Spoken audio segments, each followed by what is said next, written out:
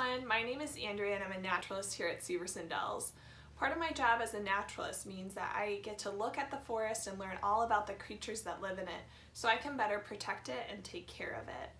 And I'm excited to be reading some books with you today so we can learn about the forest and its creatures, and hopefully you'll feel inspired to do the same in your backyard.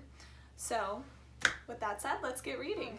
Tonight we're reading The Night Tree by Eve Bunting. This book talks about a tradition that a lot of us celebrate in this country where we decorate Christmas trees around this time of year. So it's a holiday tradition and this is kind of a fun twist on it.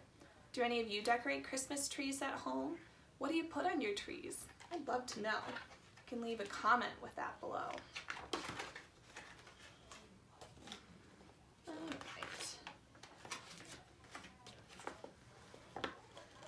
One night before Christmas, we always go to find our tree. We bundle up so we're warm. Nina is already wearing her boots that are too big for her. She was wearing them all day. Dad sets our box in the back of the truck with the rest of his stuff, and the four of us squish into the front seat. We drive through the bright Christmas streets and where the dark and quiet begins. Here they are, all packed into the front seat of that truck. Nina is almost asleep in Mom's lap when we stop. Are we there? I ask, and Dad says yes, and rolls down the window so we can smell the tree smell. Isn't that such a wonderful smell? We just got some candles that have that smell too. We scramble out. There are oaks growing here and alder and maples that are bare now and white in the moonshine. The pines and the spruces and the firs are green. Here they are climbing out, and do you see all of the wonderful trees in the forest? They're each different, and that's important. This is called Luke's Forest, but Dad says it's not really a forest, just a forgotten place where our town ends. Dad goes on the path between the trees, carrying our box and a big red lantern. Mom and Nina go next, holding hands. I come last with a blanket. And here they are walking through the forest. That full moon is lighting their way.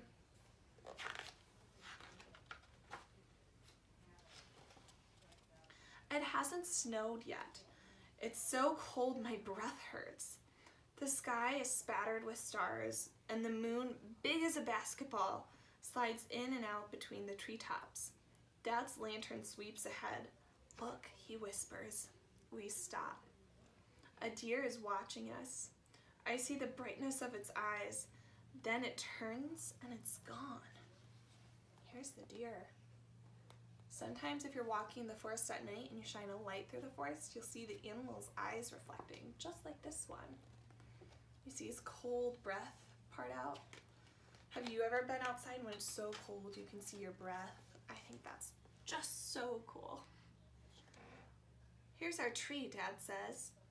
It's been out our tree forever and ever. We walk around touching it. It's grown up since last year, I say. Mom puts her hand on my shoulder. So have you. So have I, Nina says. Nina hates to be left out. Here's their tree. They must come and visit it every year to know if it grows bigger or smaller. An owl hoots deep in the darkness. There's secrets all around us. An owl is watching them with its great big eyes.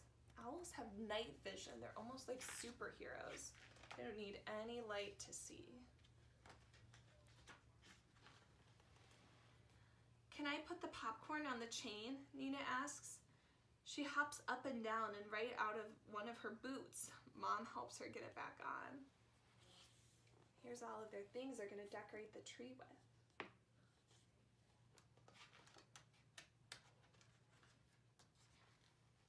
Nina takes one end of the chain and I take the other, and we wind it around our tree.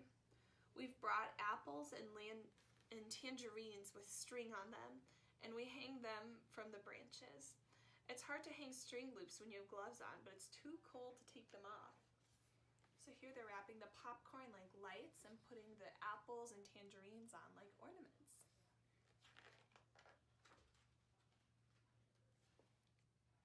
For weeks, we've been making balls of sunflower seeds and pressed millet with honey. We hang those too.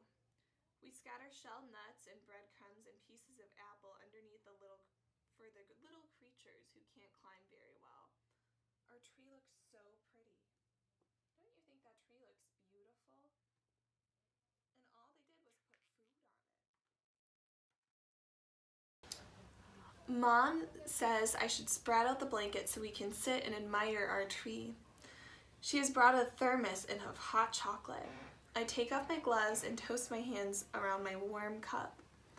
Dad turns off the lantern and we stay quiet, hoping some of the little animals will come while we're there, hoping the deer will come back, but it doesn't. It's shy, Dad says.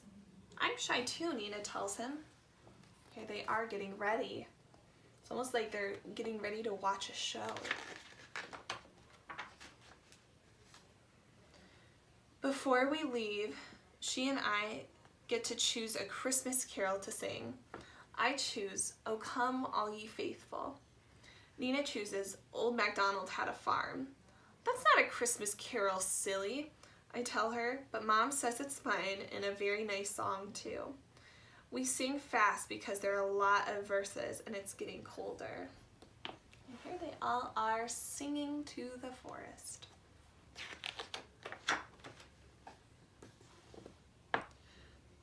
After the last E-I-O, we gather up our things and head for the truck.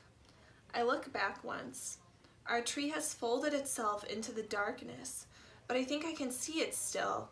Stars caught in its branches and the moon swinging lopsided on the top. Nina gets tired and Dad has to wrap her in the blanket and carry her. I carry her boots. What a good big brother. I hope that if you have siblings, you're good to them too. Later in bed, I think about our tree, and sometimes next day, when the aunts and the uncles and the cousins are at our house and it's noisy and happy, I let my mind go back to Luke's forest.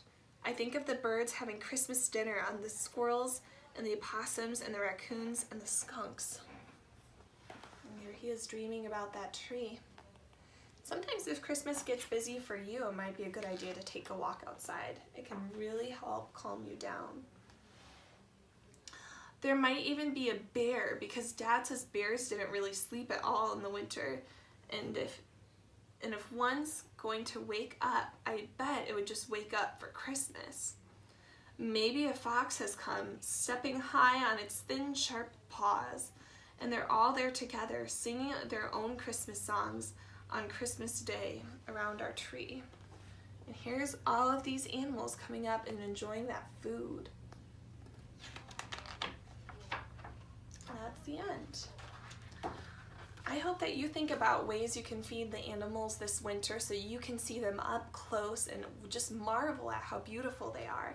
It's really easy to decorate a tree like they did in this book.